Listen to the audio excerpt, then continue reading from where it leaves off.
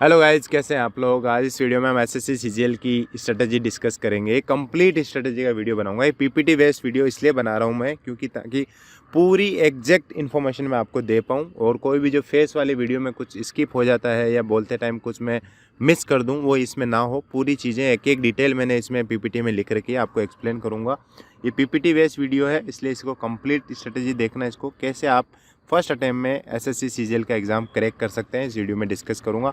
Books and strategy दोनों चीज़ें बताऊंगा। पूरी बुक्स के बारे में आपको डिटेल में बताऊंगा, कैसे आप बुक्स को पढ़ सकते हैं।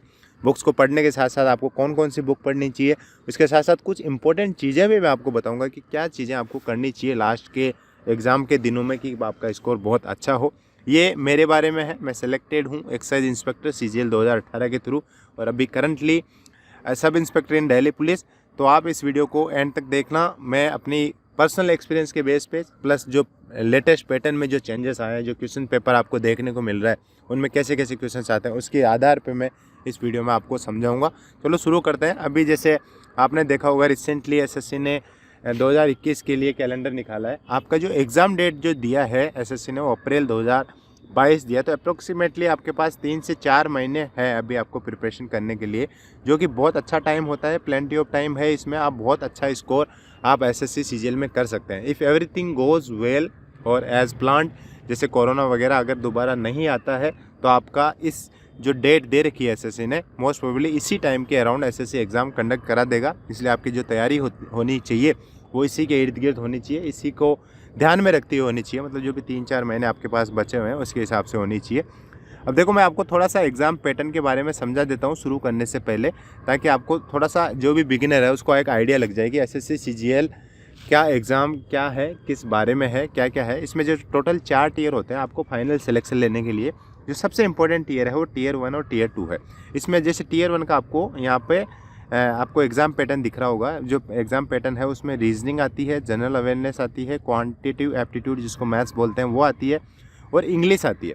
और सभी जो चारों सेक्शन है वो 50-50 नंबर के आते हैं। मतलब टोटल 200 नंबर का पेपर होता है टियर 1 और 400 नंबर का टियर 2 होता है, जिसमें सिर्फ इंग्लिश और मैथ्स 2 ही सेक्शन यहाँ पे आते हैं। तो जो मेजर पार्ट है जो आपका सीजीएल एग्ज़ाम में पूछा जाता है वो है इंग्लिश और मैथ्स। तो आपको जो सबसे ज़्यादा इंपॉर्टेंट फैक्टर जो है, सबसे ज़्यादा ध्यान देने वाली जो चीज़ है, जो 2 ही सब्जेक्ट है वो है इंग्लिश और मैथ। इसको आपको बहुत अच्छे से करना होगा अगर आपको एसएससी सीजीएल में अच्छी रैंक हासिल करनी है, अच्छी जॉब हासिल करनी है।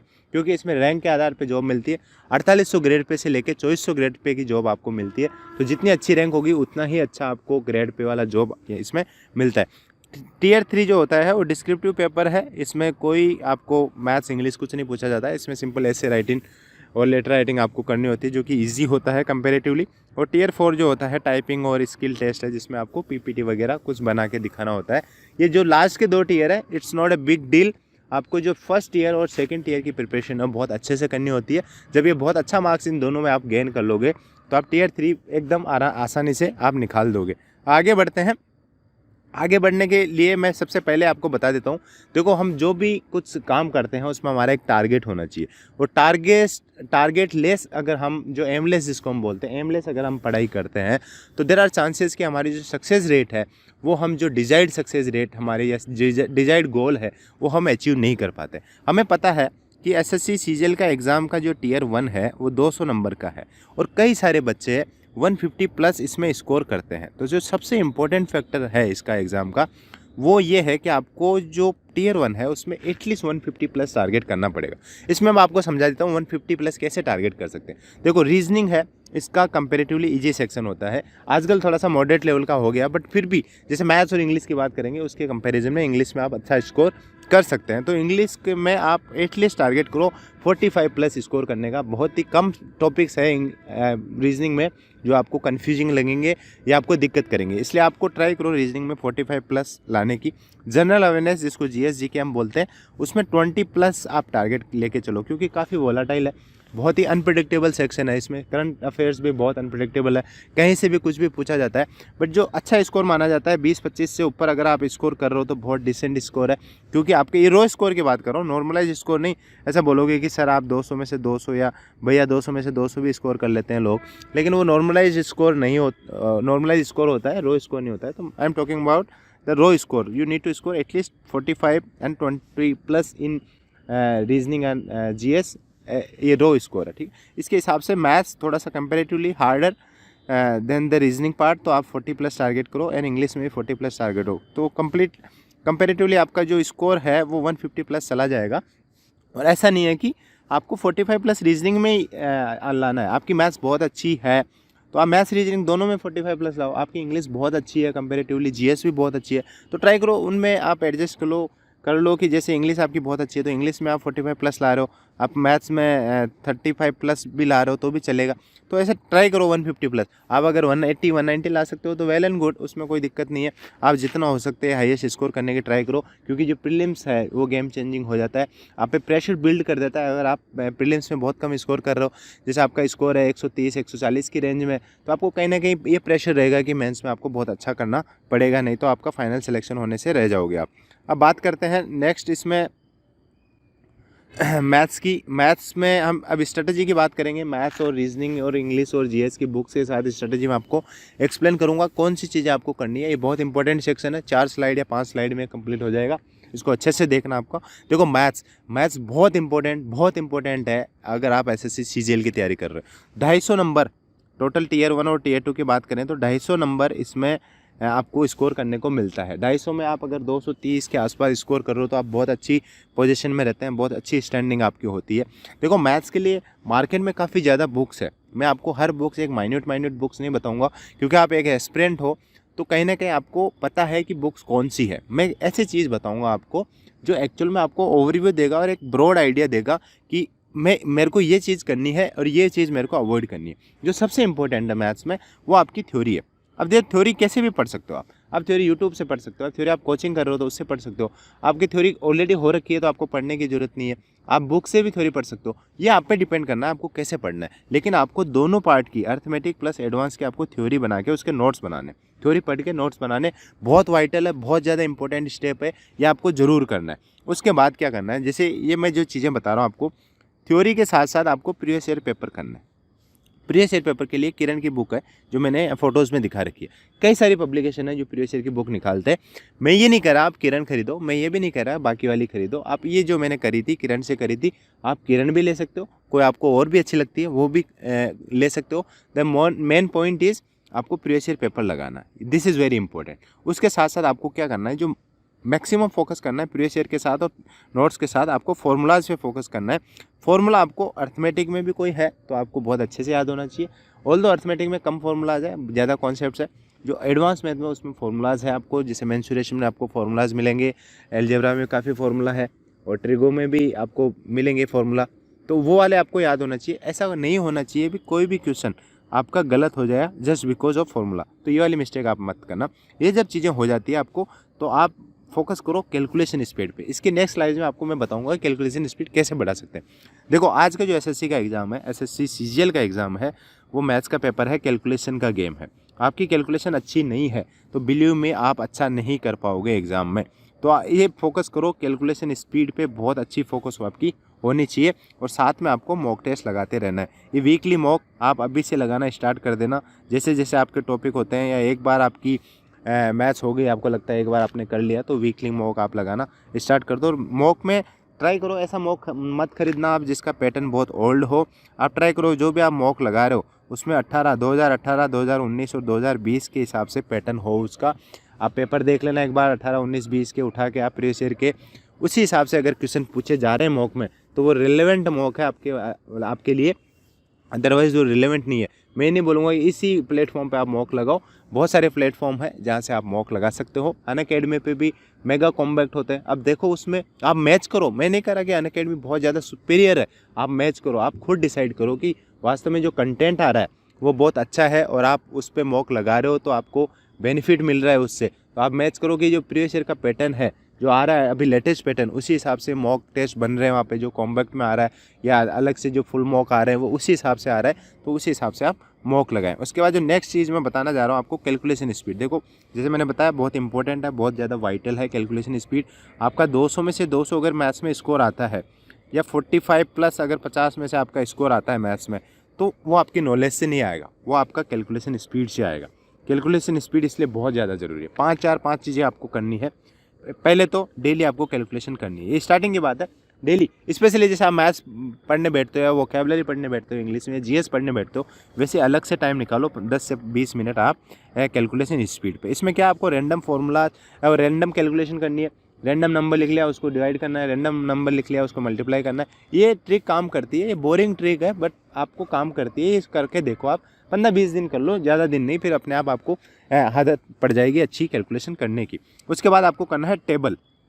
टेबल आपको करनी है 1 से 30 तक, एकदम कंठस्थ याद होनी चाहिए आपको, कोई मिस्टेक नहीं होनी चाहिए उसमें। स्क्वायर एकदम 1 से 30 कभी भी उठा के आपको पूछ लो कि स्क्वायर बताओ इतने का, 25 का स्क्वायर बताओ 625, वैसे एकदम कंठस्थ याद होनी चाहिए आपको। क्यूब 1 से 20 कर लो आप, 1 से 25 भी कर रहे हो तो अच्छी बात है, 1 से 20 मिनिमम आपको याद होनी चाहिए। एंड बिलियो में जब आप मॉक दोगे तो आप रियलाइज़ करोगे कि एज इट इज़ यूज़ होती है ये चीज़ें, जब कैलकुलेशन आप करते हो तो एज इट इज़ आपके यूज़ आएगी ये क्यूब स्क्वायर और ये टेबल वाला काम। उसके बाद आपको क्या करनी है, एक चीज़ कैलकुलेशन स्पीड बनाने के लिए एक ट्रिक है, ये जो 5th ऑप्शन है वो आपको ऑप्शन से करना है। क्वेश्चन आप सोल्व करो, जैसे अलजेब्रा और ट्रिगो, कभी कभी क्या होता है थीटा की वैल्यू पुट करने से पूरा सोल्व होता है, अलजेब्रा में अक्स की वैल्यू पुट करने से पूरा सोल्व हो जाता है। आप पूरा सोल्व करने के देखने के बजाय आप ट्राई करो कि ऑप्शन से आपकी हैबिट बने, एटलीस्ट इन 2-3 चैप्टर में आप ऑप्शन से भी सोल्व करना स्टार्ट करो कि आपकी स्पीड अपने आप आएगी।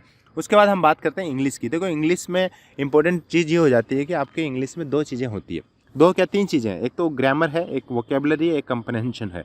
इन तीनों चीज़ों की आपकी पकड़ होनी चाहिए, आपकी इंग्लिश बहुत अच्छी करनी है, आपको बहुत अच्छा स्कोर आपको इसमें करना है। ग्रामर के लिए बुक आती है, इन बुक में से कोई सी भी आप खरीद सकते हैं, इन दोनों बुक में से आप ग्रामर की एक बुक खरीद सकते हैं, ये नीतू सिंह की है, एसपी बख्शी की। ये पहले भी मेरे वीडियो में बता चुका हूँ, मैं ये फुल स्ट्रेटजी बनाई थी, उसमें मैं बता चुका हूँ कि बुक कौन सी पढ़ सकते हैं। इसके अलावा आप जो कंप्रहेंशन है वो इस चीज़ से होगा, न्यूज़पेपर आपको पढ़ना पड़ेगा, 20 से 30 मिनट आप डेली न्यूज़पेपर पढ़ो। और ऐसे मत बोलो कि यार अभी तो प्रीलिम्स से आया है, मेंस में ज़्यादा यूज आएगा, अभी से पढ़ना स्टार्ट करोगे तो मेंस तक जाते जाते आपकी बहुत अच्छी हैबिट बन जाएगी न्यूज़पेपर पढ़ने की। तो न्यूज़पेपर पढ़ो। उसके अलावा वोकेबलरी करो आप। वोकेबलरी में एटलीस्ट आपको ज़्यादा कम टाइम मिल रहा है और आपको लगता है कि वोकेब आपकी स्ट्रॉन्ग है, आपने बहुत वोकेब पढ़ रखी है, तो आप एटलीस्ट प्रीवियस ईयर की वोकेब करो। ये वर्ड पावर में डीजे तो आपको करनी है, इसके अलावा प्रीवियस ईयर की वोकेब आपको करनी है। ये एमबी बुक है, इसमें भी आपको मिल जाएगी। अलावा कई सारी पीडीएफ है, मेरे टेलीग्राम चैनल पे भी आपको पीडीएफ मिल जाएगी, अब वहाँ से करो। ये प्रीवियस ईयर की वोकेब भी रिपीट हो रही है, 18-19 के आप पेपर उठा के देखोगे। तो ये तीनों सेक्शन में ग्रामर में आपको बुक से करना है, वोकेबलरी आपको बुक की करनी है, जो भी बुक पढ़ रहे हो इन दोनों में उसकी वोकेबलरी करनी है, प्लस प्रीवियस ईयर की वोकेब तो मस्ट है। बुक की वोकेबलरी छोड़ रहे हो आप कोई दिक्कत नहीं है, प्रीवियस ईयर छोड़ के मत जाना, बहुत बड़ी गलती आपके साथ ये हो जाएगी। उसके बाद आप जो मॉक लगा रहे हो, जैसे मैथ्स में आपको मैंने बताया, मॉक जो लगा रहे हो वो लेटेस्ट पैटर्न के मॉक आपके होने चाहिए। ट्राई करो कि ऐसे कुछ भी आउटडेटेड मॉक आप नहीं लगा रहे हो। उसके बाद नेक्स्ट सेक्शन पे हम मूव करते हैं। नेक्स्ट सेक्शन है reasoning. Reasoning quite easy, I am not saying कि आप 50 में से 50 बिना पढ़े स्कोर कर लोगे, बट कंपेरेटिवली जैसे बाकी 3 सेक्शन से comparatively reasoning is easy to score. आप इस सेक्शन को जो फोकस करना है आपका थ्योरी के साथ आपका प्रीवियस ईयर होना चाहिए। थ्योरी भी उन्हीं चैप्टर्स की पढ़नी है जिनको आपको लगता है कि आपका थोड़ा सा कन्फ्यूजिंग है, क्योंकि काफ़ी ज़्यादा टॉपिक्स ऐसे हैं जो बिना थ्योरी के भी आपके हो जाएंगे। तो आप प्रीवियस ईयर पेपर पढ़ो, उसके साथ साथ जो मॉक लगा रहे हो लेटेस्ट पैटर्न के हिसाब से लगाना, और जो लेटेस्ट टाइप के क्वेश्चंस आ रहे हैं वही आप प्रीवियस ईयर में भी ट्राई करो। रीजनिंग के उसी बेस पे ज़्यादा से ज़्यादा आप प्रैक्टिस करो। ये रीजनिंग की भी किरण की आती है, आप ये ले सकते हैं, इससे सोल्व कर लेना। इसके अलावा जो भी टॉपिक आपको लगता है कि आप डिफ़िकल्टी फेस कर रहे हो रीजनिंग में, उनको ज़्यादा रिवाइज़ करो। ये इंपॉर्टेंट चीज़ हो जाती है। जो भी टॉपिक आपको लग रहा है कि आप ज़्यादा डिफ़िकल्टी फेस कर रहे हो, उन्हीं टॉपिक को आप रिवाइज़ करो और उन्हीं टॉपिक पे फोकस करो, क्योंकि काफ़ी ज़्यादा टॉपिक ऐसे हैं रीजनिंग में जो आप इजीली कभी बिना रिवाइज करे भी आप आराम से कर लोगे। जो डायग्राम वाले आते हैं, कुछ रैंडम नंबर वाले जो आ रहे हैं, डायग्राम मिरर इमेज वाले आ रहे हैं, उनके कोई प्रैक्टिस करने की ज़रूरत नहीं है आपको। आप जितने भी मॉक लगाओगे उन्हीं में उनकी प्रैक्टिस हो जाएगी। लेकिन जो भी टॉपिक आपको लगता है कि उनमें आपको डिफ़िकल्टी आ रही है, उन टॉपिक को आप ज़्यादा से ज़्यादा रिवाइज करो। उसके बाद आते हैं इंपॉर्टेंट सेक्शन पे जीएस। जीएस बहुत ज़्यादा वाइटल इसलिए हो गया क्योंकि लोग इसमें से 20 से 30 के नंबर के बीच में सिमट के रह जा रहे हैं, मतलब अच्छा स्कोर नहीं कर पा रहे। बहुत रेयर चांसेस होते हैं आपको जीएस में 40 प्लस स्कोर वाला मिलेगा, नॉर्मलाइज स्कोर नहीं, रो स्कोर की बात करो। तो ये इंपॉर्टेंट हो जाता है। इसमें 2 चीज़ें आपकी है, करंट अफेयर है, स्टैटिक जीके। लास्ट 6 मंथ का करंट अफेयर आप पढ़ के जाना। कहाँ से पढ़ रहे हो, कैसे पढ़ रहे हो, आपकी उस पर डिपेंड करता है। मैं वीकली करंट अफेयर सजेस्ट करूंगा, मैं डेली करंट अफेयर आपको सजेस्ट नहीं करूंगा। वीकली करंट अफेयर आप पढ़ें, एक बार जो भी पीडीएफ या वीडियो आ रहा है वीकली का वो आप पढ़ लें। लास्ट के 6 मंथ्स आप देख के जाएँ उसके बाद स्टैटिक जीके के लिए जैसे लूसेंट बुक आती है एक तो, और कई सारी बुक है मार्केट में, मनोहर पांडे है, और भी बुक है जिससे भी आप पढ़ रहे हो वहाँ से पढ़ो। आप स्टैटिक जीके आप थोड़ा सा थोड़ी पढ़ लो। स्टैटिक जीके आपका जो अच्छे से पढ़ लोगे तो आपको करंट अफेयर भी समझ में आना स्टार्ट हो जाएंगे। और ये देखो कुछ इंपॉर्टेंट टॉपिक है, नेक्स्ट स्लाइड पे मैं आपको दिखा रहा हूँ, उन पे ज़्यादा फोकस करना है आपको, क्योंकि जितने भी स्टैटिक जीके है बहुत अच्छा है, मतलब जीके का कोई आर पार नहीं है। तो आप इंपॉर्टेंट टॉपिक पढ़ो जो एसएससी में एक्चुअल में पूछे जाते हैं, उनसे पढ़ो। और उसके बाद जो ये इंपॉर्टेंट चीज़ है कि आप जो जीके है उसमें 50-50 वाला फॉर्मूला आप लगाओ। एटलीस्ट दो ऑप्शन आप अगर रिजेक्ट कर पा रहे हो और 50-50 में जो भी आपको लग रहा है कि ये ज़्यादा हो सकता है, ऐसे वाला अटैम्प्ट करो। मतलब जो भी क्वेश्चन ऐसा लगा है कि आपको ये कर सकते हो या अटैम्प्ट कर सकता हूँ मैं, अभी नहीं आ रहा बट मैं शायद मुझे आता होगा, या मैंने कहीं सुना है पढ़ा है, ऐसे क्वेश्चन आप जरूर अटैम्प्ट करके आए, बिल्कुल स्किप ना करके आए कोई भी क्वेश्चन। और इसके अलावा जैसे नेक्स्ट स्लाइड पे मैं आपको इंपॉर्टेंट क्वेश्चन दिखाता हूँ। इसमें ये इंपॉर्टेंट है, कुछ चीज़ें हैं जो इंपॉर्टेंट, जैसे करंट अफेयर तो मैंने बताया 6 मंथ का मस्ट है। उसके अलावा मॉडर्न हिस्ट्री आप बहुत अच्छे से पढ़ के जाना, पॉलिटी में अच्छे से पढ़ के जाना, पॉलिटी में फंडामेंटल राइट्स, प्रेसिडेंट पीएम, इनकी पावर्स और इनके आर्टिकल्स अच्छे से पढ़ के जाना। इंडियन ज्योग्राफी आप पढ़ लेना, उसमें सोलर सिस्टम भी आप पढ़ सकते हैं अच्छे से, और रिवर्स वगैरह आप अच्छे से देख के जाना। उसके बाद बायोलॉजी में वायरस, विटामिन, डिजीज ये अच्छे से देख के जाना एक बार, ह्यूमन बॉडी के बारे में अच्छे से देख के जाना। जितनी भी अपॉइंटमेंट है रिसेंट मिनिस्ट्री गवर्नमेंट की वो आप अच्छे से देख के जाना, मिनिस्टर गवर्नर की भी देख के जाना। बुक्स एंड ऑथर्स आप अच्छे से देख के जाना। टोक्यो ओलंपिक हुआ है अभी रिसेंटली, तो इसके बारे में भी आप अच्छे से देख के जाना। ये कुछ इंपॉर्टेंट चीज़ें देखो, इंपॉर्टेंट क्या है मैंने जो बता दिया वो इंपॉर्टेंट ये नहीं है कि इसी में से 100% आएगा, बट चांसेस है कि ऐसे वाले क्वेश्चंस पूछे जा रहे हैं रिसेंटली, तो ऐसे वाले क्वेश्चन से आपको देख के जाने चाहिए। उसके बाद नेक्स्ट चीज़ मैं आपको बता दूँ जो है मस्ट आपको करके जानी है इस एग्ज़ाम में बहुत अच्छा स्कोर करने के लिए, और ये स्लाइड बहुत इंपॉर्टेंट है। देखो आपको लास्ट के 3-4 महीने बचे हैं, आपको कम से कम टाइम स्पेंड करना है एक तो सोशल मीडिया पे। Social media is full of crap, garbage है एकदम, जो भी इंस्टाग्राम, फेसबुक, सोशल मीडिया है ऐसा गार्बेज है। अगर आप 3-4 महीने उससे दूर रहेंगे तो आपकी एकदम ज़िंदगी नहीं ख़त्म हो जाएगी, मतलब दुनिया नहीं लुट जाएगी, आप रह सकते हो। ऐसा कुछ भी नहीं हो रहा है वहाँ पे जिसकी वजह से आपका घर का चूल्हा नहीं जलेगा या आपकी पढ़ाई बिल्कुल हो नहीं पाएगी उसके बिना।